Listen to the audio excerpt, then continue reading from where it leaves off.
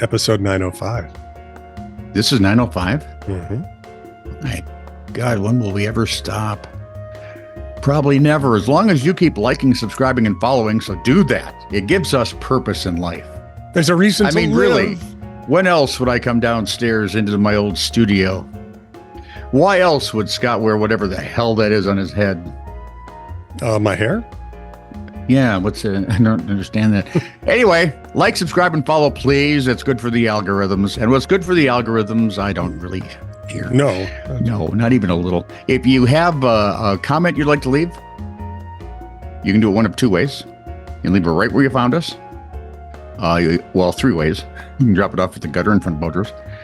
Or if you have a longer missive, say a question, comment, a conundrum, or snark that is of a lengthier variety, thou mayest, in all goodwill, writest thou this tome in an email. I couldn't repeat that again if it was written down. From the guy who doesn't read the King James Bible. No. Oh, God, now I'm going to get in trouble. I'm a new King James fan. Yeah. You know. Me, not so much. So I must be a progressive? I don't know what that means. Yeah, there you go. Some wild-eyed liberal. Yeah, that's me. Anyway, net radio at, wait a minute, TITR, titter, at netradio.net. Work. Thank you. Sure. This is true, really news with Scott Combs and Tony Vercanis. All the news you're about to hear is true. Really? As far as you know. That was painful, wasn't it? That was hard to watch, yeah. My spleen is arguing with me right now. I've injured my spleen. Isn't that one Jamie Foxx gambling commercial? I came down here in a parachute, blah, blah, blah, blah. I injured my spleen. Okay. From jalopnik.com via Ronnie Tucker. The arrival and departure areas at any international airport can devolve into traffic gridlock during peak hours. To combat this, Dunedin International Airport in New Zealand has introduced a 3-minute time limit on hugs. Well, there goes Michelle's story. In its drop-off zone late last month. In order to keep vehicles moving. Can you go out to the parking lot and hang out for 15 whole minutes? Yes, but you've got... Yeah. Yeah. Sorry about that, dude. Michelle, he stole your story. Did not steal it. It came through, and I thought it was worth it. But Ronnie sent it, and Michelle sent it, so maybe we should tag team this story. No, I don't want to know. Okay. You've ruined the whole Michelle mythos. Mythos? Mythos. Did you mean Mentos? No, she's legendary. Oh, that's true. Just ask her. People I don't ask her, ask us. We'll talk. Well, ask the children. People engaged in public displays. They don't really speak English well. They use words that shouldn't be in a sentence together. For more than 3 minutes, we'll be asked to take it to the parking lot. Hey, find a parking lot. And the parking lot will allow... Hey, you 7, get a parking lot. Allowing free visits for 15 minutes or less.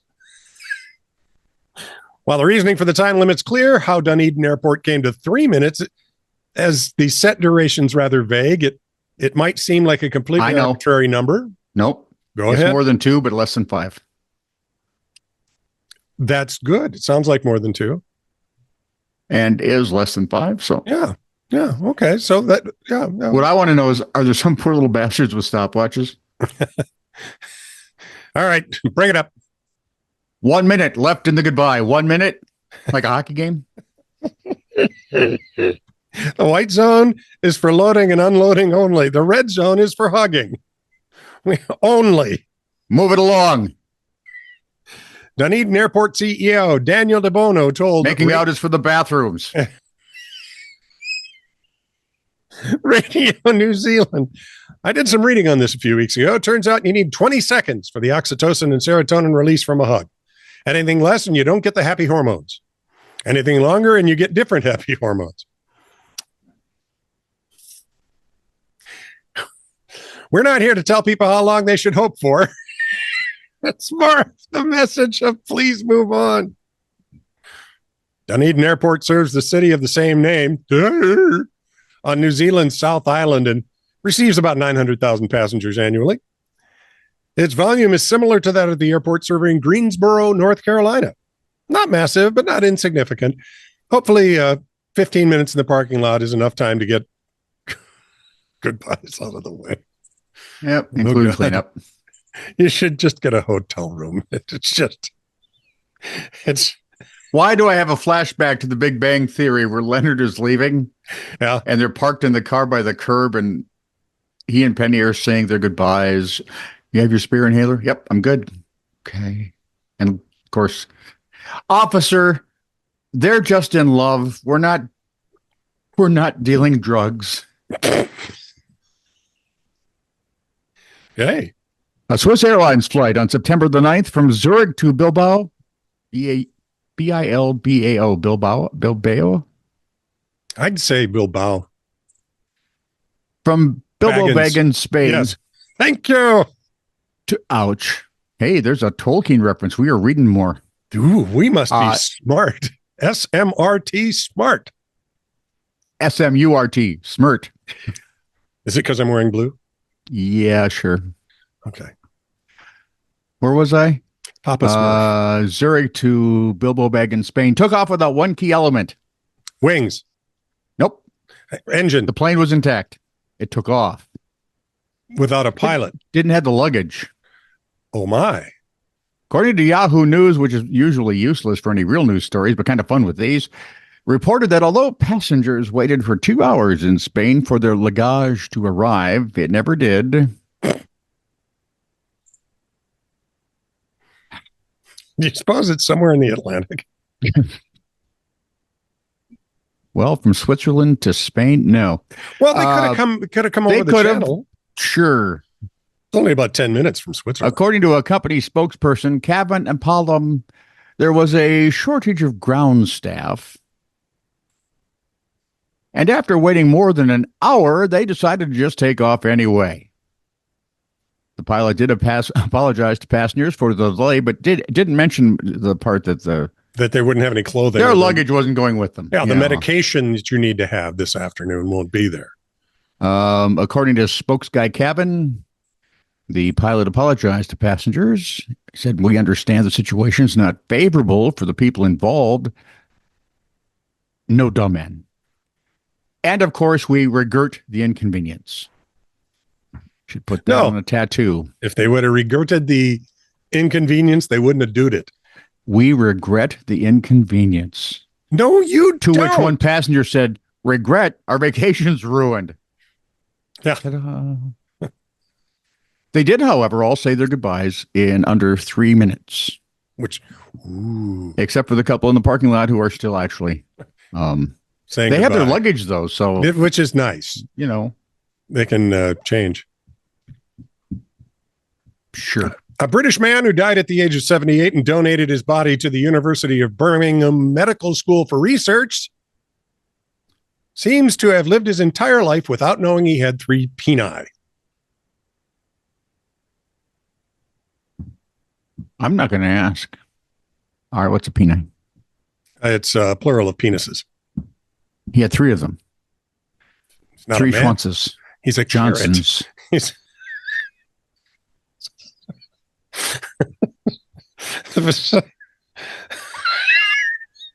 Did he have 6? Did he have 6 companions for each? 2 for each? I'm just. He's got sort of a. Look at that! It took us this long to get to male genital jokes. That's pretty good. 200% overloaded in the old carrot department. Well, there's no waiting. The bizarre case came to light after the researchers conducted a dissection and discovered a remarkable anatomical variation. 2 small supernumerary carrots stacked in a sagittal orientation inferiorly to the primary. Well, you keep doing all this. All you're doing is confusing me. Does it tell me how and where they were? Yeah, they were all down there in the same area, just kind of hanging out with each other.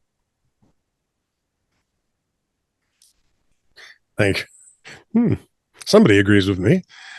Being born with multiple carrots, a condition known as polyphalia, is extremely rare, affecting approximately 1 in 5 to 6 million individuals. You suppose one of the assistants looked at him and says, "So, what's up, Doc?" Yeah.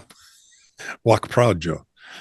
Now, research has documented instances of polyphalia from 1606 to 2023. How many?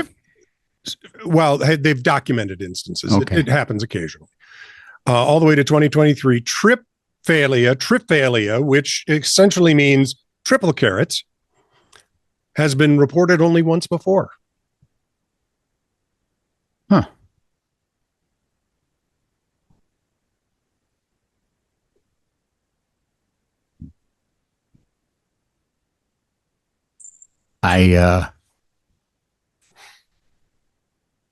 Go on.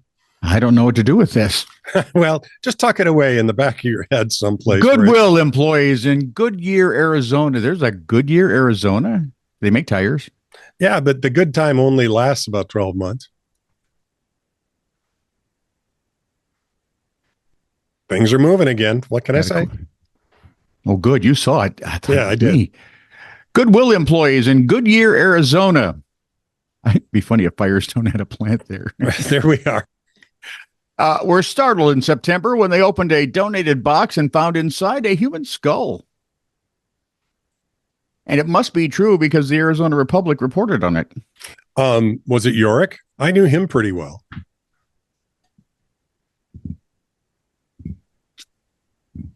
Shakespeare on this show, really? Yeah, for the first reference to Shakespeare maybe ever. Ever. And everyone's going, why? Yeah, whatever for. The skull still had a few of its teeth attached and had a false eye set in the left socket.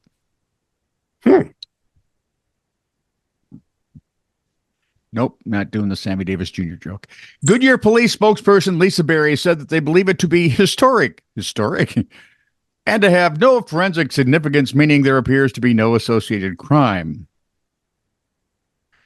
Except for the fact somebody had a skull from a body with a fake left eye, a few teeth, and sent it to Goodwill.